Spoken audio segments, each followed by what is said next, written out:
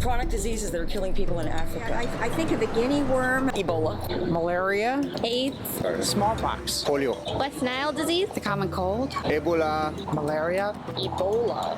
Dehydration. Dengue. Dysentery. AIDS. Malaria, HIV. Is AIDS considered a chronic disease? Water poisoning. Cancer. And probably hepatitis.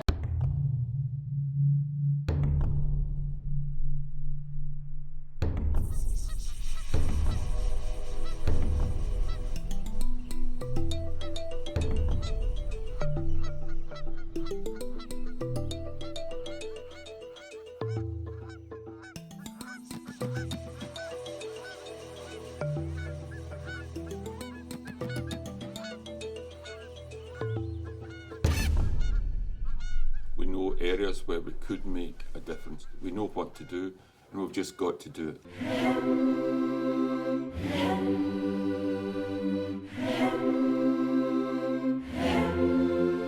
What often comes as a surprise is that the number of people who die from cancer worldwide is greater than the number of people who die from AIDS, tuberculosis, and malaria combined. Unfortunately, this will soon become true on the African continent as well.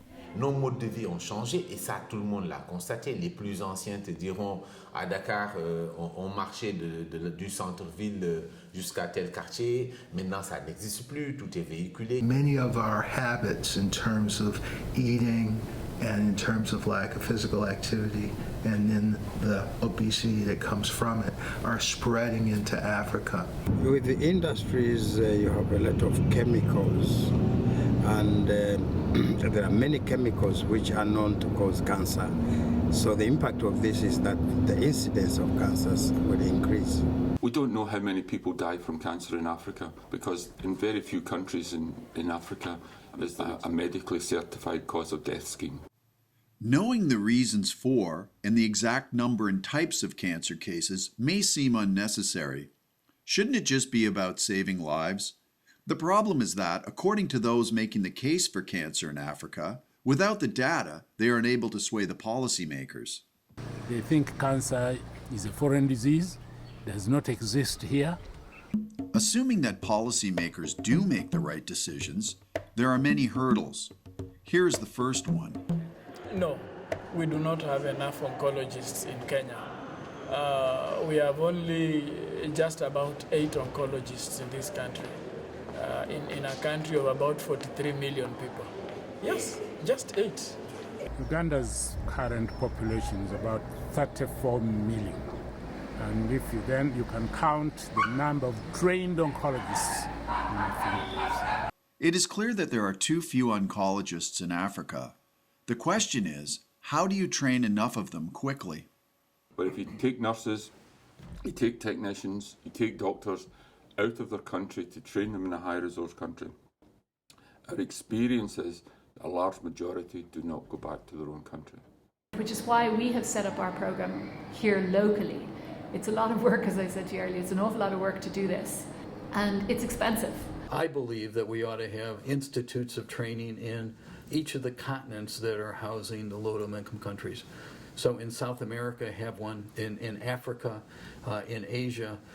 When I decided that I wanted to train in oncology, there was no oncology training in Tanzania. And most African countries do not, up to now, have any oncology training. The good news is that African-based education programs in the field of oncology are starting to emerge, sometimes in the classroom, but also online. They've graduated over 100 nurses in Sudan who've never left the country. It's also very expensive to train these people. I have a number of applications on my desk now from doctors who want to train in oncology. But the one thing that they don't have is funds to take them for training. As with most things modern, having the right people is critical, but so too is having the right equipment. In the case of cancer, no single piece of equipment is more important than a radiotherapy machine. There are 30 countries that don't have a single radiotherapy machine. There are countries where they've got one radiotherapy machine and you go and visit it and it's broken down. How many radiotherapy units do you have? We have one radiotherapy unit. Of course, it's a cobalt. It's a cobalt 60 that has been with us for quite a number of years. Radiotherapy is a very useful treatment modality for cancer. And it is even more useful when you have cancers presenting to hospital in late stages. That is when you cannot do any surgery.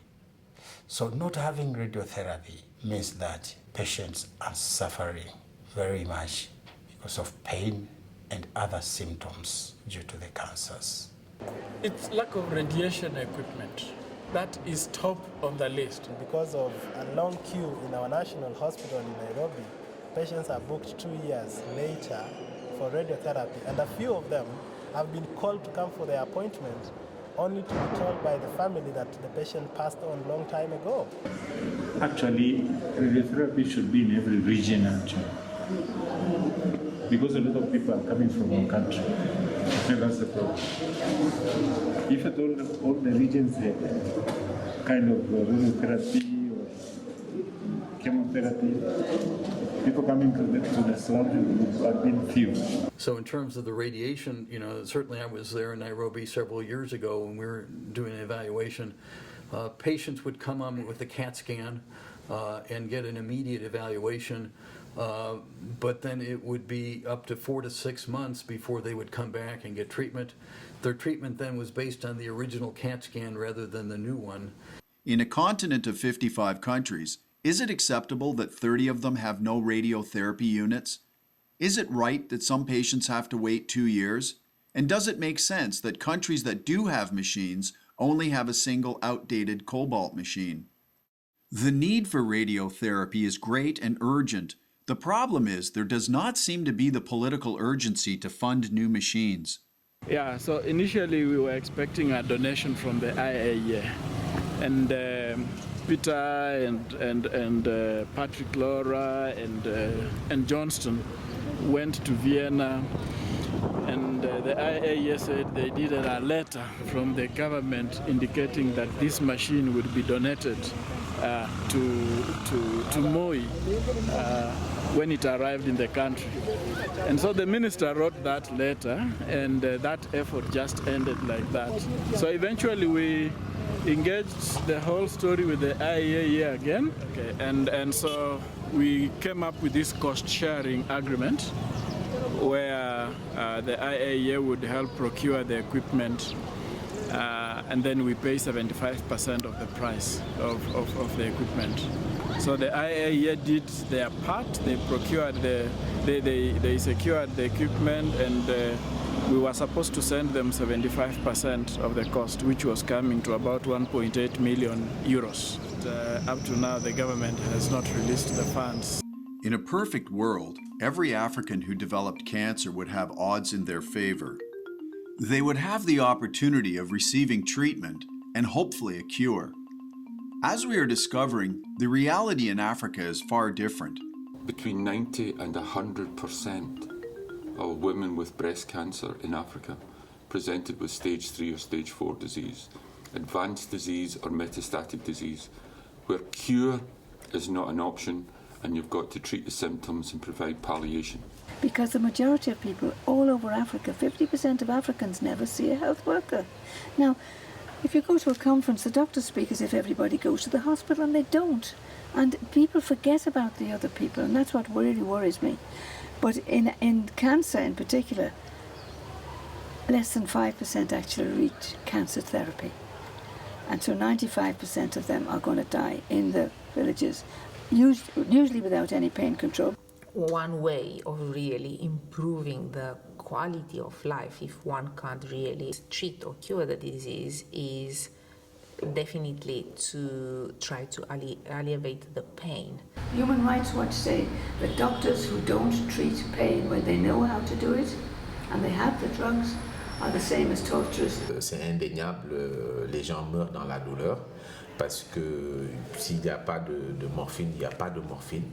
So if morphine is so important to cancer care, why is it still unavailable in over 50% of African countries? There's 29 countries in Africa where it's legally forbidden to import opioid drugs. I'm calling for them to allow morphine to be available for patients who need it. The frustrating part of morphine availability in Africa is that it is not even an issue of cost. Morphine is literally less expensive than paracetamol or other over-the-counter pain medication. The cost of morphine for 1 week is equivalent to the cost of 1 loaf of bread. It was $1 for 10 days treatment when we first started. It's now $2 for 10 days treatment.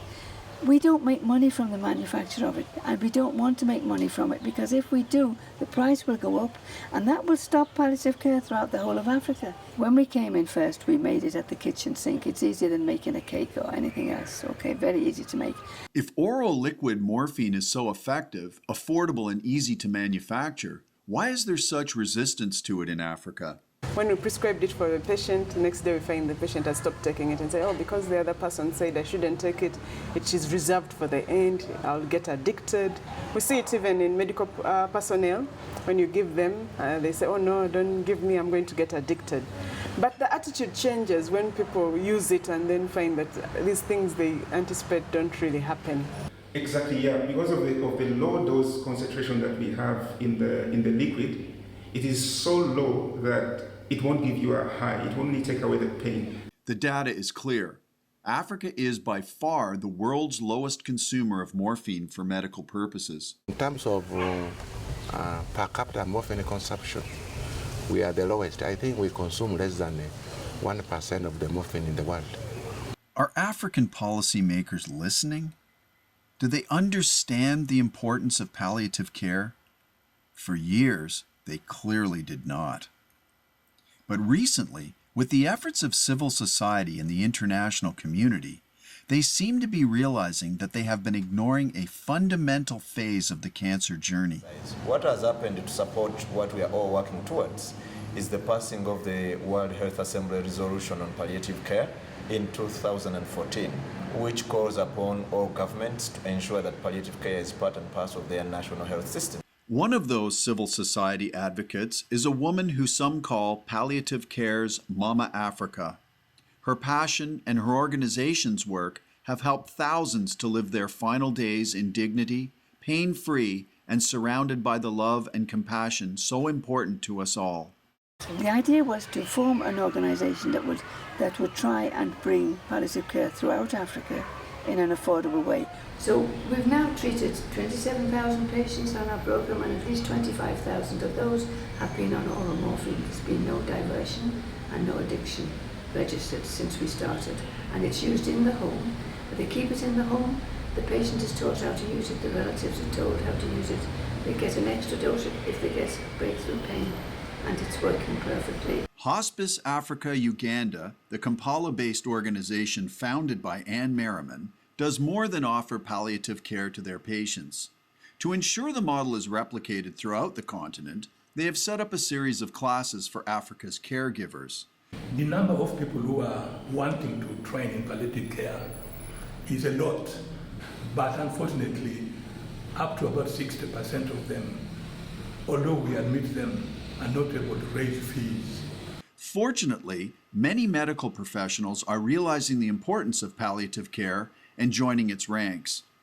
When I was joining palliative care, my colleagues here in Zambia Hospital, they told me it was suicide, it was career suicide. And I was like, okay, if it is career suicide, I'll go for it. And I found a lot of joy in palliative care. The fact is that palliative care, notably oral liquid morphine when it is available, makes living with late-stage cancer manageable. It is helping me a lot, because when I'm not on it, I really feel a lot of pain.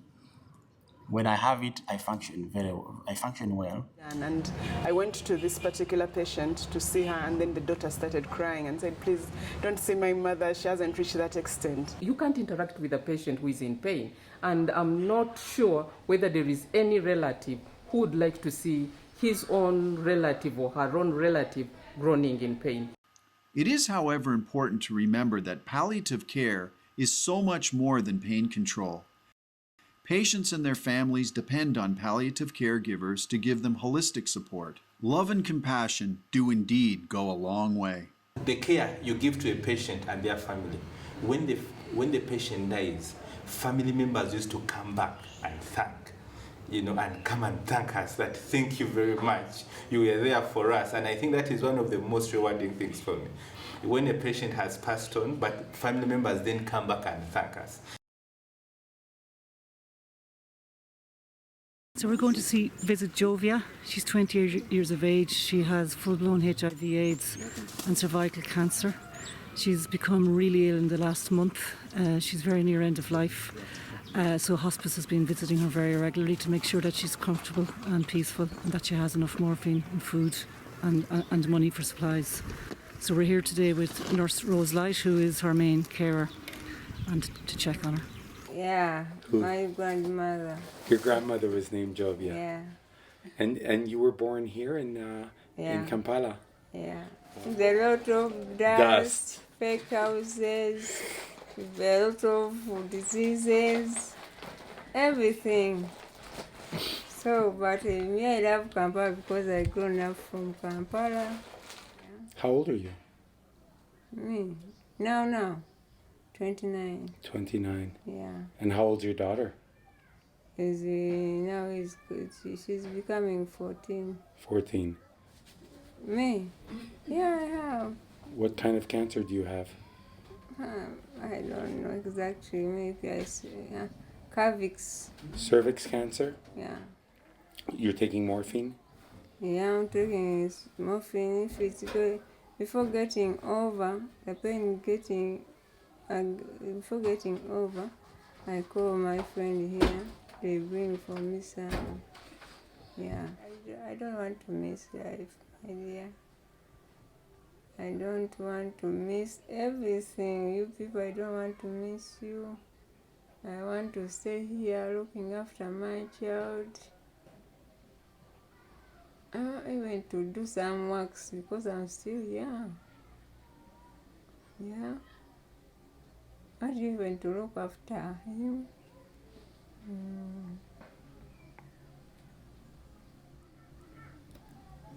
But even these legs are paining me, but slowly. Yeah. This medicine are helping me very much. Okay. After 4 hours, I take 4 milliliters. So even I thank God for that because I didn't know that I'll get it. I thank you people to come praying for me, to support me. And because I didn't know I will get you people. That brother of mine, and there is another one for my daughter. But I'm the one looking after them. And you people only. I don't have someone who look after me. I don't have someone who care for me except you people. And people in an area maybe. But others I don't have. My mom died when I'm 4 years. She died when my mom is delivering him.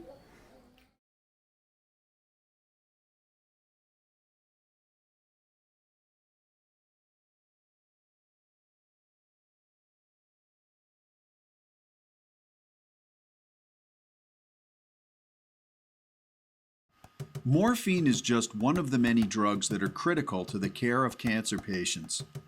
Other drugs, notably chemotherapy treatments, pose an additional set of problems to oncologists in Africa.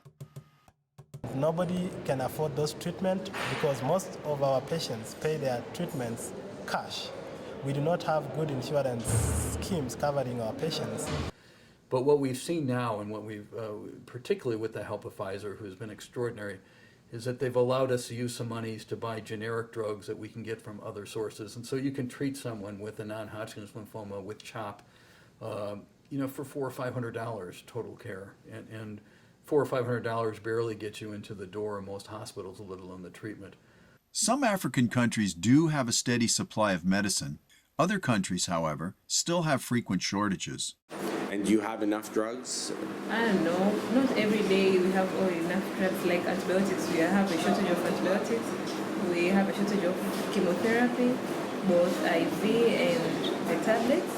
And sometimes we also have a shortage of ARV. And how about opioids? We have, but sometimes we run out of stock for like months. But right now we have them. From October, we have morphine, we have pethidine, yeah. And when you don't have opioids, what happens? The patient suffers. Yes, a lot. And we don't have any option. We just tell them like they are out of stock. So far, we've met some very good and caring people who will stop at nothing to save lives. Unfortunately, there are others out there trying to end them. Many consider them to be enemies of the state. Seen as the most evil among them is the tobacco industry, single-handedly responsible for millions of deaths for over a century. The bad news is they are strategically invading Africa. Les enfants de 11 à 13 ans étaient déjà pour 11%, voire 18% des garçons fumaient déjà. Tobacco causes in Africa probably more than 40% of the cancers. It's absolutely shocking. They're doing things which have been banned in high-resource countries for 50 years. Sponsoring youth football matches, selling cigarettes singly or in little packets of 5, which has been banned for 5 years. The tobacco industry is looking at sub-Saharan Africa as an area for growth. We actually need to combat that. You have in Africa now advertisements showing successful people smoking, showing that to be successful you need to smoke. Tobacco, though probably the worst, is not cancer's only enemy. When you talk about poverty, the first thing that comes to your mind is food, clothing and housing. Those are the 3 basic needs. Health is never a priority, and even when you provide them with free services, they look at it as time wasted that they could have used to look for food. And poor people are interested in current survival. They want to survive now and not in future. They don't want you to tell them about prevention of a disease that will occur 20 years from now, for example, or that will spread and kill them next year. To them, hunger may kill them this month before the cancer kills them next year. Unfortunately, the list of obstacles to the fight against cancer in Africa is longer still. Stigma, myths, even the uninformed advice of traditional healers continue to play an active role in African society. I just talked to my husband only and my sisters. I was crying. In fact, crying and total confused. And I was not even trusting Dr. Ngoma when he was telling me that I will be cured. He was telling me, don't worry, but I was not, I thought I would die just after maybe a week. Cancer in Tanzania is still equated to death sentence. Sometimes people are not wrong to say so, because if all cancer patients die, how can you convince anybody that it's not a death sentence? And they die because they come to hospital with advanced disease that nobody could cure, even if they were to be flown to the best cancer centers in the United States. Sadly, cancer stigma comes right after the continent has had to deal with another stigma battle. Maybe we can learn from it. There was a lot of stigma around HIV/AIDS. Nobody want anybody to know that they have HIV. But nowadays, that's not an issue. You talk to a patient, are you on any medication? They say, yeah, I'm on ARVs. Because they know something can be done. They know people who have been HIV positive 20 years, 25 years on. So the stigma is much, much less for HIV today. When we are talking about cancer, which is the new HIV, with all its stigma and everything else associated with it, where people think you've been bewitched, they think you missed to give something to the gods, they think when you have cancer, just like the thought of HIV, you're going to die the following day or something, they'll start even digging your grave. So that's where we are right now. Very few people have, let's say, swelling and go directly to a hospital. So they start with the herbalist, then it's not working, then maybe a witch doctor, then it's not working, then they start at the primary health care. Because they have a perception that cancer cannot be treated, cancer cannot be cured, so they end up seeking other alternative medications for quite some time before they ultimately give up and consider conventional treatment, which would then be from formal hospitals. Faith also plays a role in people's healing. The problem arises when people replace medical treatment exclusively with prayer. This apparently happens quite often, especially in rural Africa. Alafu baada ya kuogopa, daktari akaniambia ni apange siku ya kupasuliwa, nikamwambia hapana, usipange kwanza. Baada ya hapo sasa nikarudi nyumbani. Nikurudi nyumbani nakuta wainjilisti wanahubiri wa Pentecost. Wanahubiri neno la Mungu.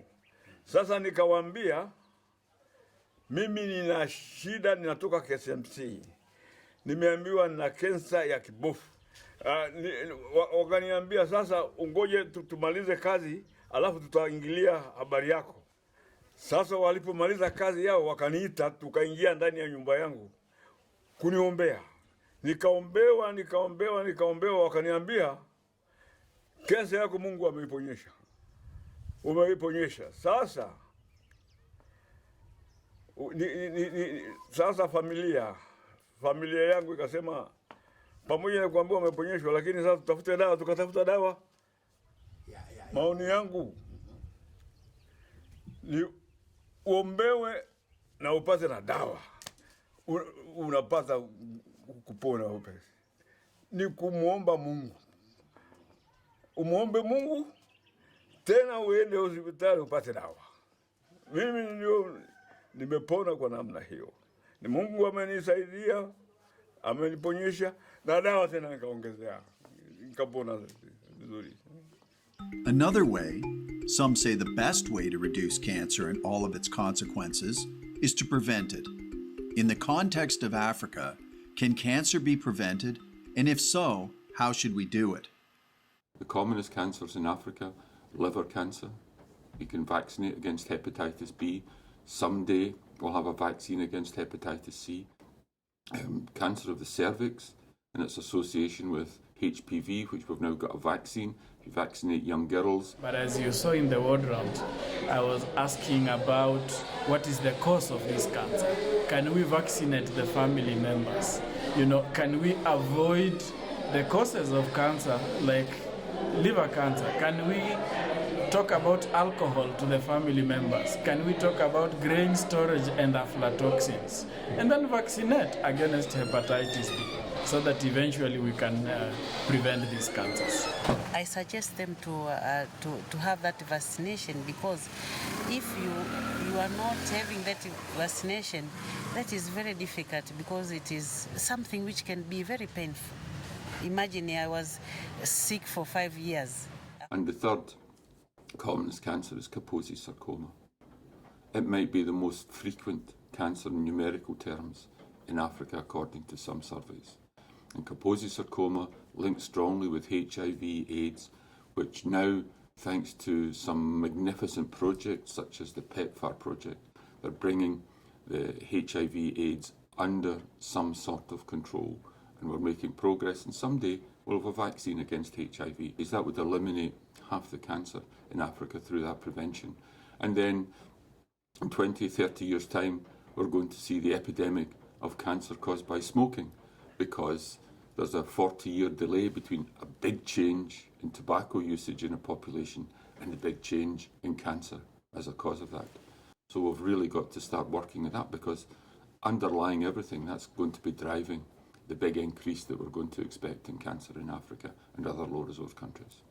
I'm a great believer that the majority of cancers actually could be prevented.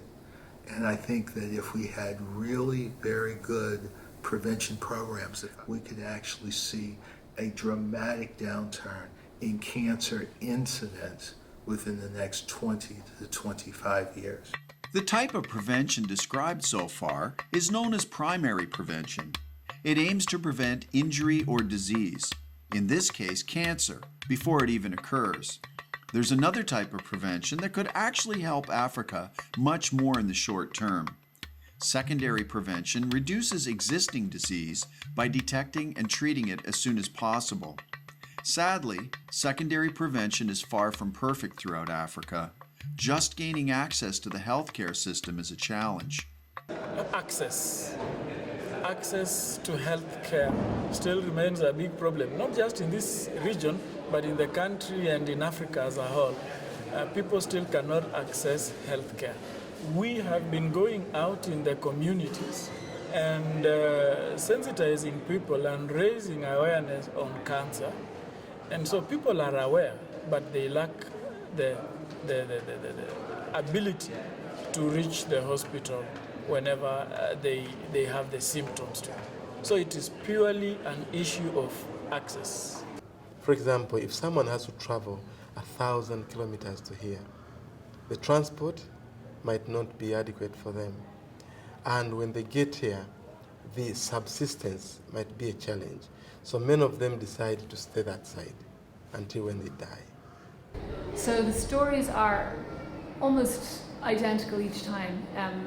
And each time the parents realize there's something wrong, but they're in a village far from anywhere. That's one of the hardest things in Tanzania is the healthcare tends to be centralized to the cities or the larger towns, and there's very little out in the villages. And so, we have children who come with very advanced disease, and you might think, oh God, if only they'd come, if only they'd tried earlier. So one of the saddest things that we see here is when we get a referral letter that's dated a year ago saying the child had cancer, and we do get those. And the reason that we get them is because transport is so expensive here. Transport is not the only access issue. More important still is the problem of affordability. There is disparity, yes. There is disparity among those who can pay and those who can't pay. Because if you can't pay, then you have to go through the social worker. Sometimes even those who can pay will want to come and look like they cannot pay. And in the process, it makes harder for those who genuinely can't pay. Et l'autre problème, c'est un problème de taille, c'est un problème financier. Parce que nous, quand nous recevons des patients comme celui que je vous ai montré tout à l'heure dans le couloir, c'est le radiologue m'a référé, c'est des patients qui ont déjà fait un circuit extrêmement long et financièrement, ils sont épuisés. Et quand vous posez le diagnostic en leur disant par exemple que voilà maintenant le diagnostic, on va maintenant faire le traitement, ils n'ont pas de prise en charge, ils sont complètement effondrés. Ils vous disent qu'au docteur, je n'ai plus rien. If it is discovered early enough with good medical facilities, it can be contained. But unfortunately, quite often people go to hospital after, sometimes when it is too late. To be clear, though sometimes patients are the ones that are unable to access health care, there is a broader systemic problem continent-wide. The health service causes delays. Navigating through the health system can lead to delays of up to 1 or 2 years. For cancer, that's a long time. Les malades sont souvent, ils viennent très tard dans les structures de santé. Et quand ils viennent, ils sont référés très tard auprès des spécialistes, parce que je rappelle aussi qu'il n'y a pas beaucoup de spécialistes malheureusement dans les régions. Le plateau technique dans les régions, il n'y en a pas beaucoup. Les services d'anatomopathologie aussi ne sont pas disponibles. Donc avant que ces patients viennent à Dakar voir les services spécialisés, il s'est passé, la dernière étude que nous avons faite ici, c'est entre 6 mois et 18 mois. Proof that there's a systemic problem is the lack of sufficient countrywide screening programs. You know, screening has been in practice in developed world for more than 50 years now. But if you look at screening programs in Africa, I can say they are probably non-existent, because you have opportunistic screening, and that screening that doesn't reach most of the population, and that kind of screening has very little impact. Women in US or Europe know that they will have their pap smear annually, they'll have their mammographies annually. There is no African country that is doing that. Cancer of the cervix is not a problem in US or in Europe just because of screening. We know that. So what can we do to provide better access?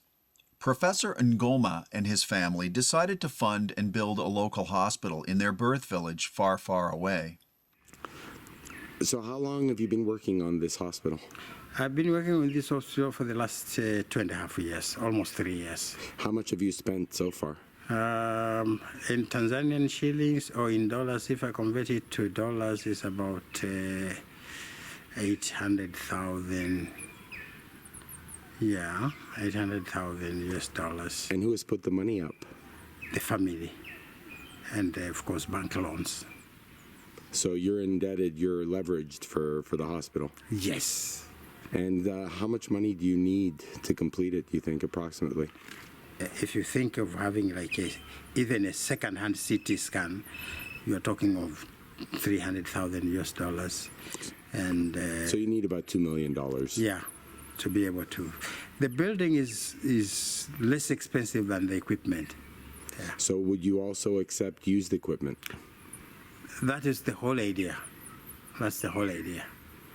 There's no way we can afford new equipment here. So you're hoping to get donations from hospitals? I would appeal to get donations from hospitals because this is a community project. Assuming we can someday have hospitals like the one in Kwakoa throughout Africa, one of the key components of cancer prevention and treatment will continue to be the science of pathology.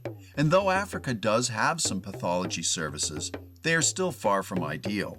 Two aspects to pathology. One is the study of disease itself, so pathogenesis, how do diseases develop, what causes them, how they progress.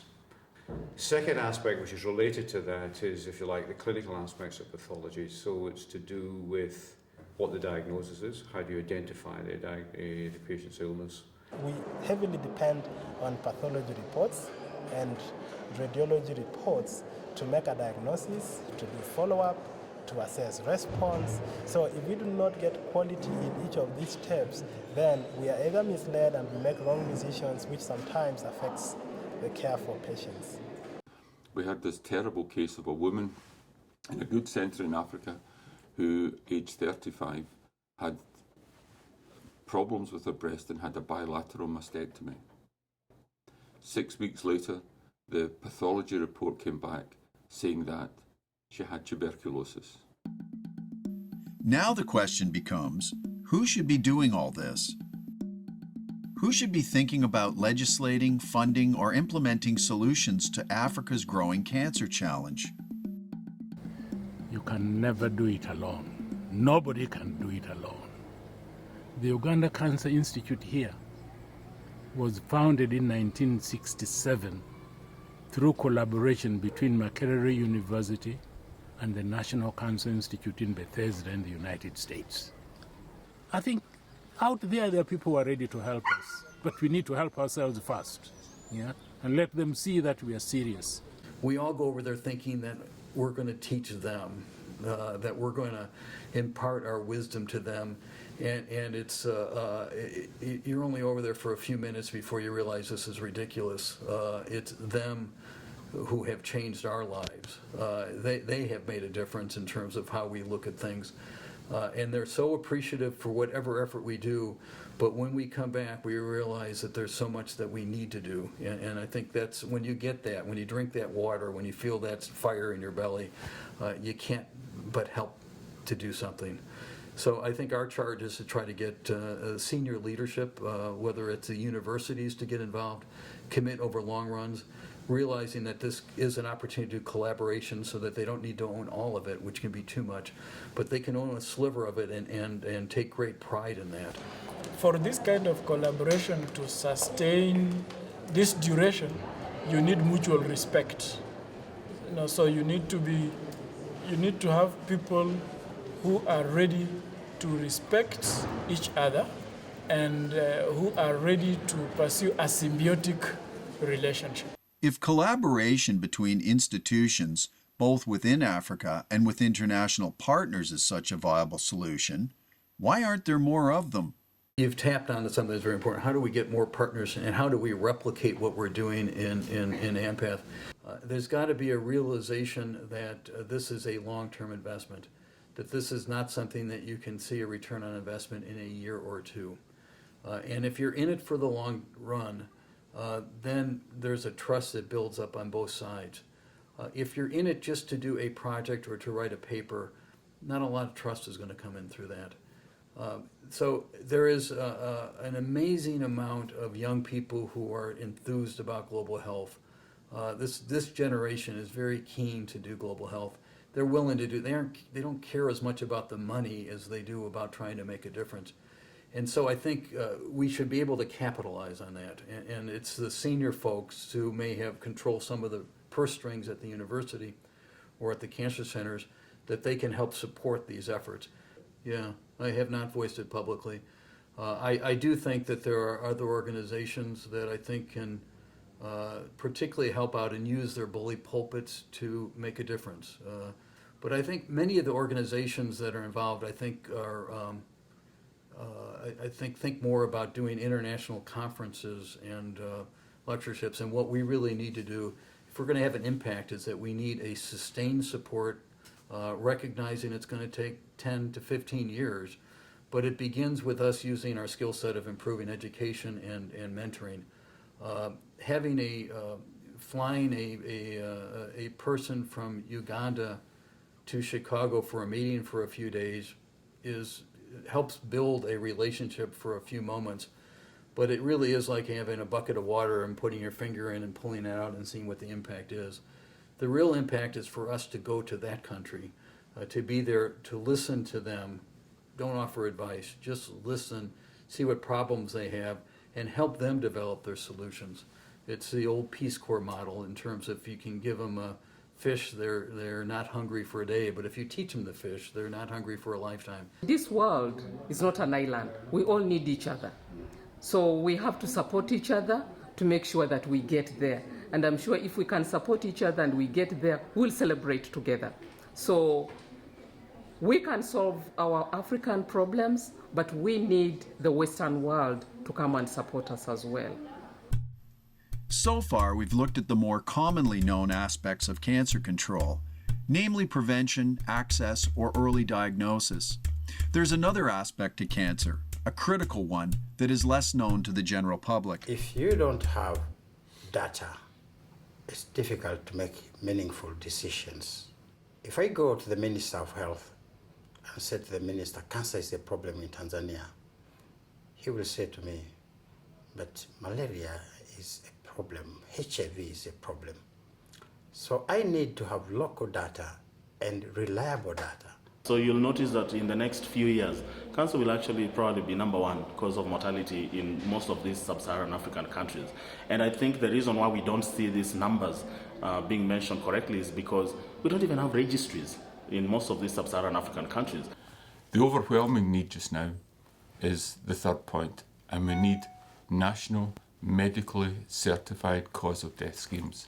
We need to know what patients die from so that we can link back to see what we should be supplying treatment for and where treatment is failing. Medical professionals are frustrated when government commitments are not kept, international collaboration is lukewarm, and resources are scarce. Fortunately, success stories prove that cancer can be beaten in Africa. One such success story is in Eldoret, a medium-sized town north of Nairobi in Kenya. We are at the Chandaria Cancer and Chronic Disease Center in Eldoret, in Kenya. It is 100% philanthropy, mainly from Indiana University in Indianapolis in the United States. And this center, every day we treat anywhere between 50 to 80 patients every day. Some of these developed countries that are looking for collaborating partners go for the easy route. You see, if Indiana University was going to look for an easy route here, this would have been the worst place for them, because when they started this collaborating partnership, there wasn't even a medical school. So they really worked together in terms of, from the founding of actually the Moi University School of Medicine, when it was just in the early beginnings. Working together and growing together has actually made the partnership even stronger. But if they were looking for a place that is already established where they'll go and just get biopsies and tissue and go for research, then this collaboration will not be there. Our school, the dean as well as the former head of the Department of Radiation Oncology, invested $1 million to help with the building of this Chandaria Cancer and Chronic Care building. And with that, we were able to leverage with other sources, with the foundations, the Levinson Foundation.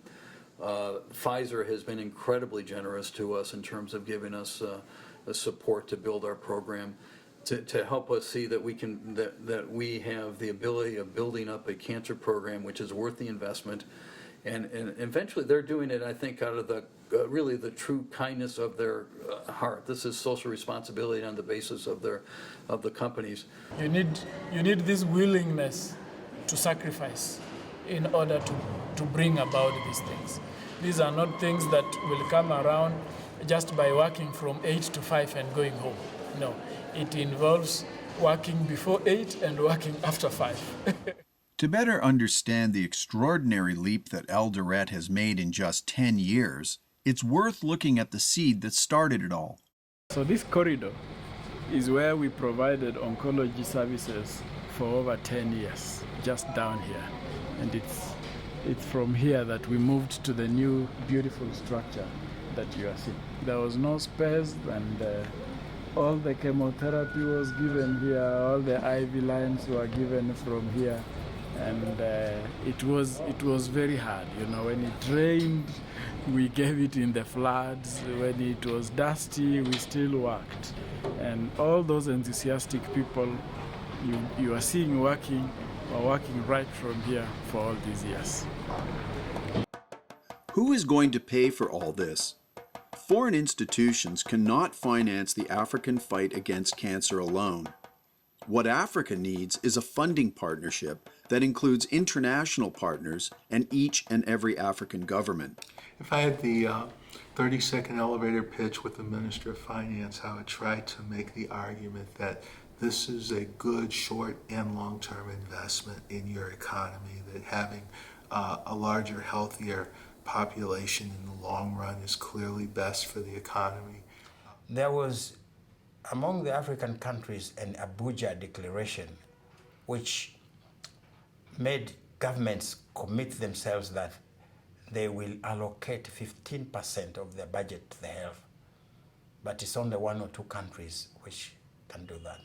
As I'm talking to you, Tanzania is only allocating about 10% of its budget for health. We need to have a voice as far as the leadership, the political leadership of Africa is concerned. Everything in Africa is driven by politics. So we need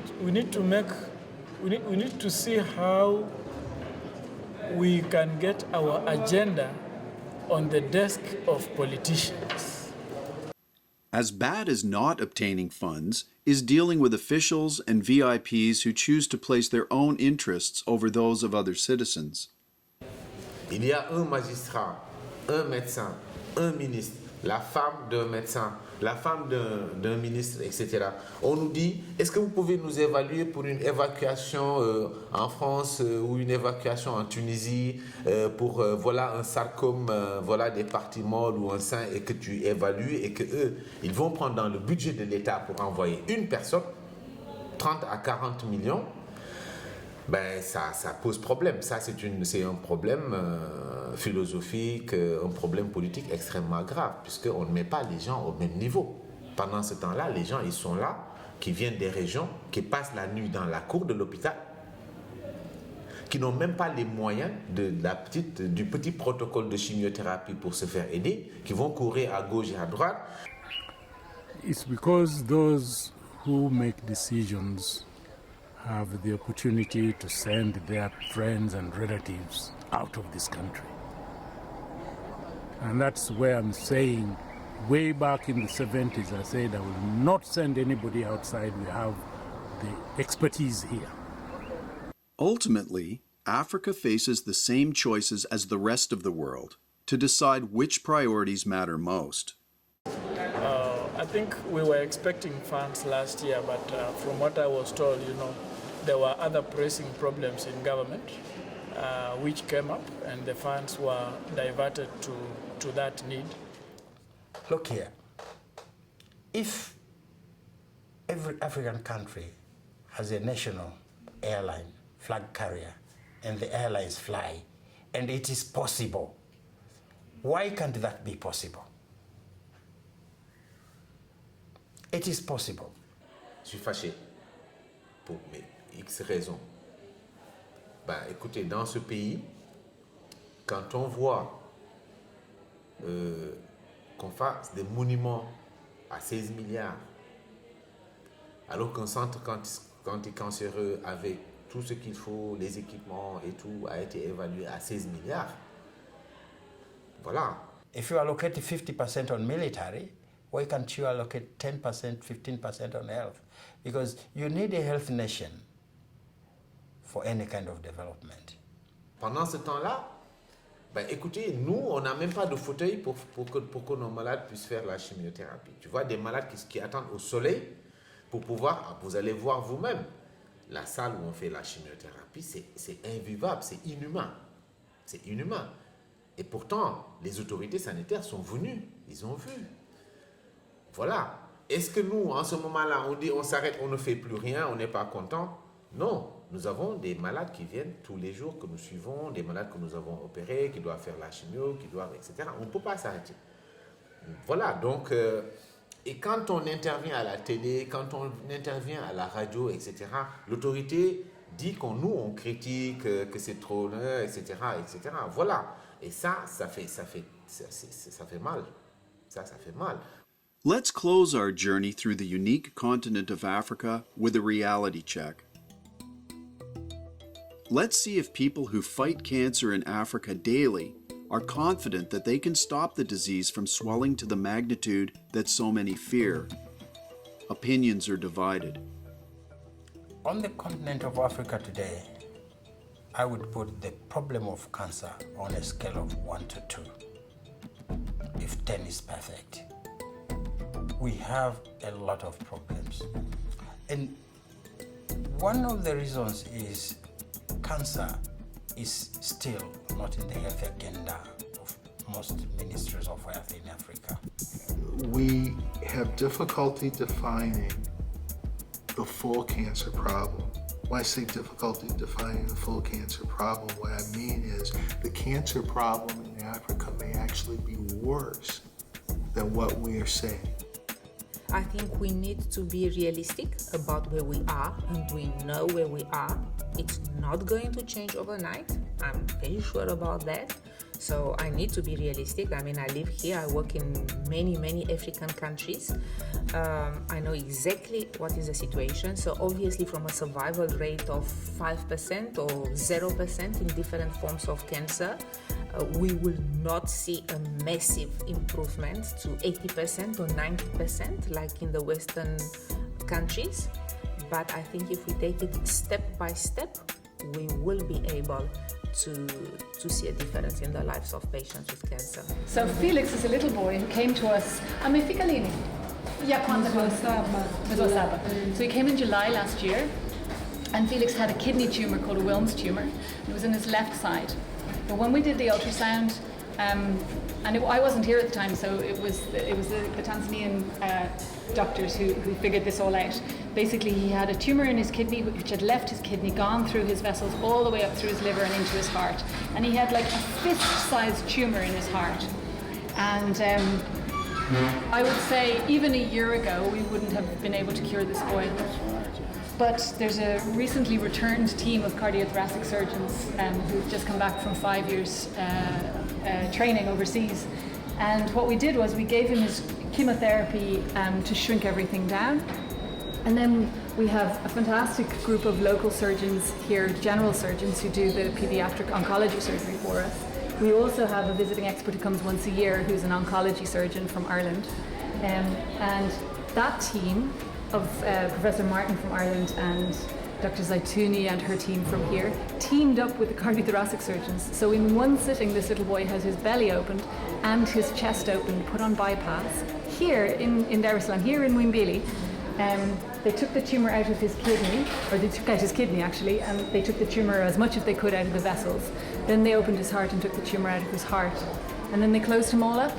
And as you can see today, he's still on chemotherapy, but we sent all those tumour specimens to the lab and they were all dead. So he has a very sensitive tumour, so this little boy will be fine.